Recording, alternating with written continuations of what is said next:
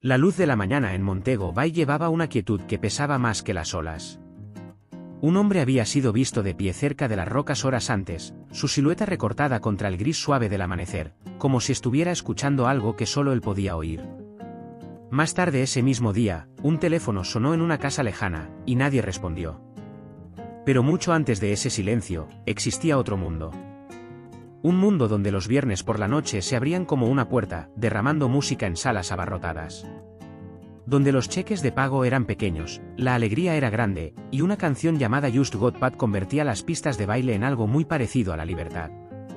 Si creciste a finales de los 80, aún puedes escuchar ese ritmo cuando termina la semana.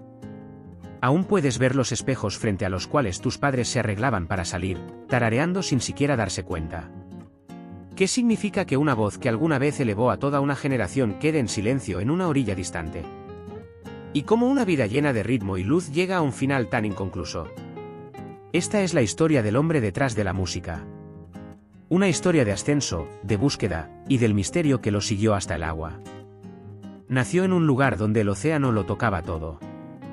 En las Bahamas, las voces viajaban de otra manera, elevándose a través de las ventanas de las iglesias y deslizándose por las calles abiertas. Johnny Kemp creció en una casa llena de ruido y calidez, uno de 10 hijos que aprendieron temprano que la música podía hacer que incluso un cuarto lleno pareciera más grande.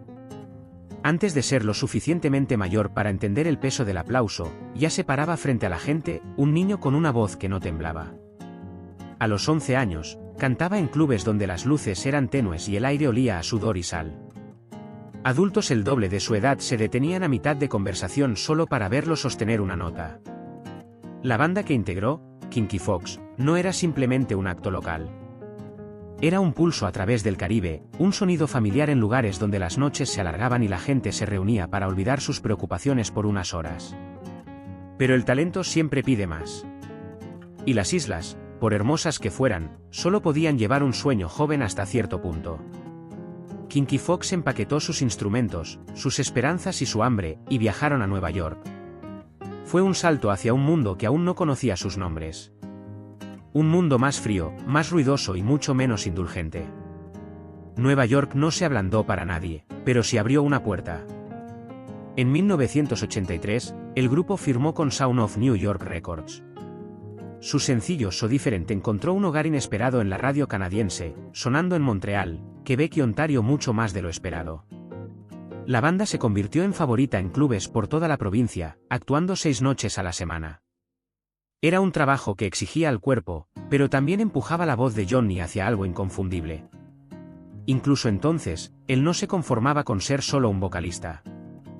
Johnny escribía, arreglaba, escuchaba atentamente cómo una canción podía transformar una sala.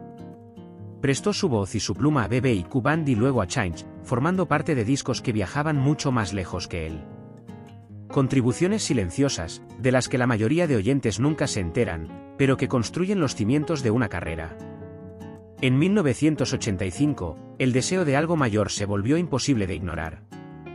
Johnny dejó la banda que lo había formado y eligió la incertidumbre del camino solista. Columbia Records lo firmó poco después, ofreciéndole la oportunidad que tantos jóvenes artistas sueñan.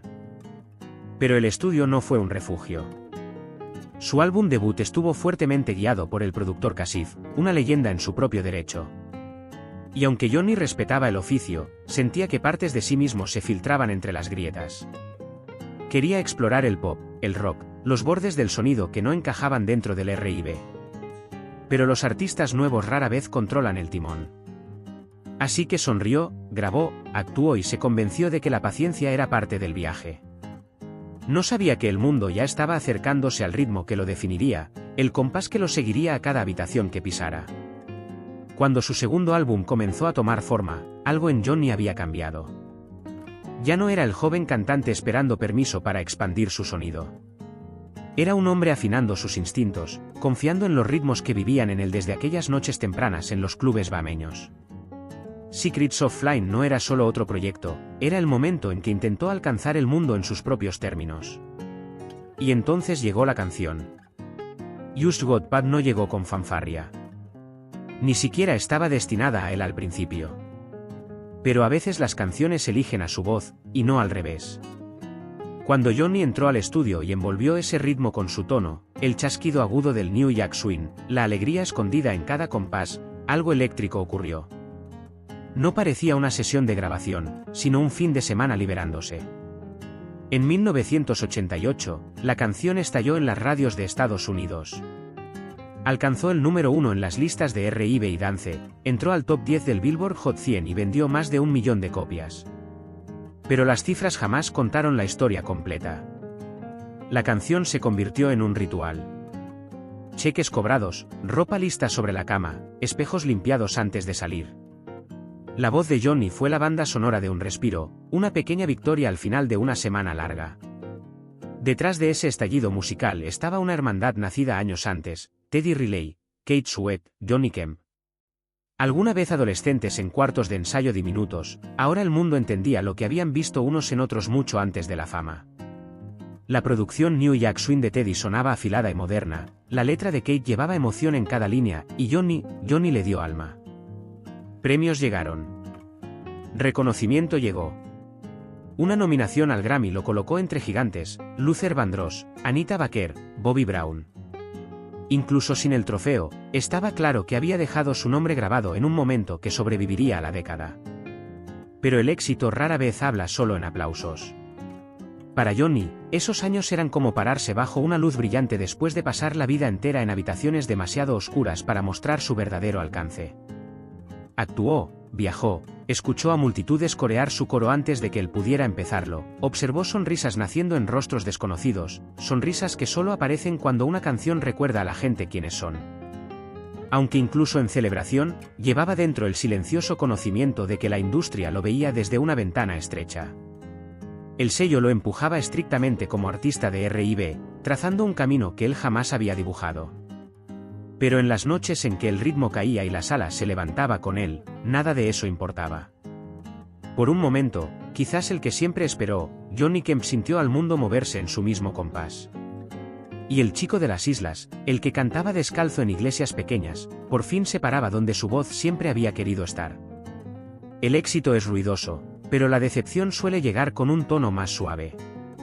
Cuando el brillo de Secrets of Flying comenzó a desvanecerse, Johnny encontró un espacio inquietante entre el reconocimiento y la restricción. La industria celebraba su voz, pero encajonaba su potencial. Las paredes se cerraban, incluso cuando la gente aún levantaba las manos por su canción. Columbia Records lo veía solo como R&B, Johnny se veía a sí mismo como algo más grande, un músico que podía cruzar fronteras como cruzó océanos. Pop, rock, soul, lo que lo moviera. Pero las puertas fuera del mercado R&B permanecían cerradas. Las reuniones siempre regresaban a lo mismo. Las mismas sugerencias. Las mismas expectativas. Y aunque las palabras eran suaves, cargaban el peso de una jaula. Siguió actuando, pero la alegría se volvió más delgada. Hay momentos en la vida de todo artista en que el aplauso ya no calienta, en que las luces del escenario se sienten más frías que antes. Para Johnny, esos momentos llegaron con demasiada frecuencia. Comenzó a retroceder, lentamente, protegiendo las partes de sí mismo que la industria no podía quitarle.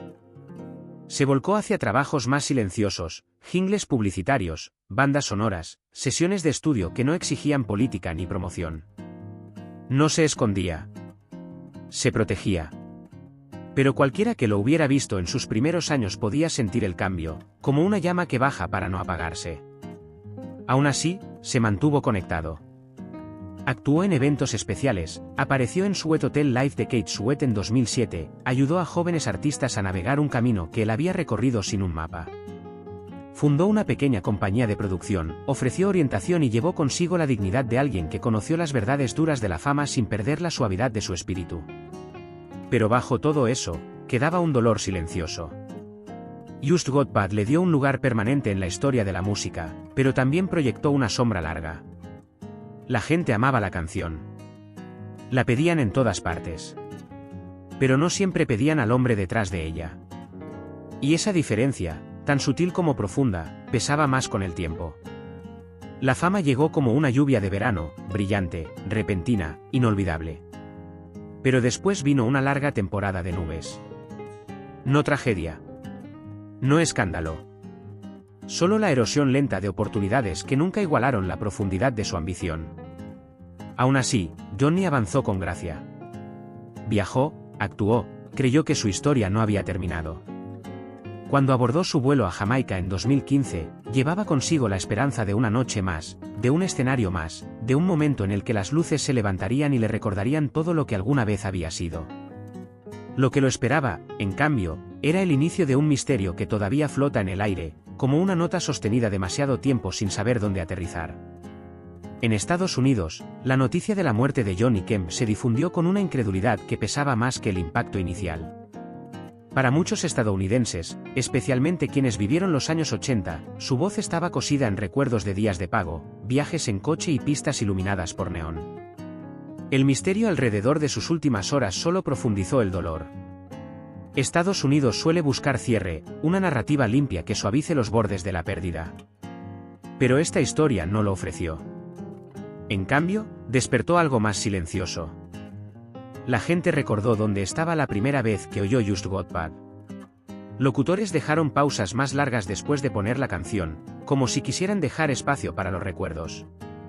La comunidad del New Jack Swing habló con ternura, honrándolo no solo como artista, sino como presencia, alguien cuya alegría podía transformar una sala sin decir una palabra. Más allá de Estados Unidos, la reacción tuvo otro tono. En Canadá, donde Johnny había actuado casi a diario con Kinky Fox, los homenajes destacaron esos primeros años, los que la mayoría de estadounidenses nunca vieron. En el Caribe, especialmente en Bahamas, lo recordaron como un hijo de casa que llevó el calor de las islas a cada lugar que visitó. Su duelo fue íntimo, familiar, como perder a alguien cuyas pisadas acompañaron toda una vida. El contraste era evidente. En Estados Unidos, los titulares se centraron en el misterio, ¿por qué no abordó el barco, cómo llegó a las rocas?, que concluyó la policía. Internacionalmente, la historia volvió a la música, al recorrido de un hombre que cruzó fronteras con nada más que su voz y su voluntad de trabajar. Ambas perspectivas eran ciertas. Ambas llevaban amor. Pero revelaban algo sobre cómo las culturas lloran. En Estados Unidos, la incertidumbre puede oscurecer el legado, al menos por un tiempo. En el Caribe y Canadá, la historia regresó a la celebración, al homenaje del arco entero de su vida y no solo de su final oscuro. Aún así, a través de océanos y usos horarios, un hilo común permaneció, el reconocimiento de que Johnny Kemp dio más al mundo de lo que el mundo alguna vez le devolvió. Y quizás ese reconocimiento compartido sea, en sí mismo, una forma de tributo. Al final, el mar guardó más preguntas que respuestas. La orilla donde Johnny Kemp dio sus últimos pasos aún se siente como un lugar detenido en el tiempo, un lugar donde una vida llena de ritmo se encontró con un silencio demasiado profundo para nombrarlo.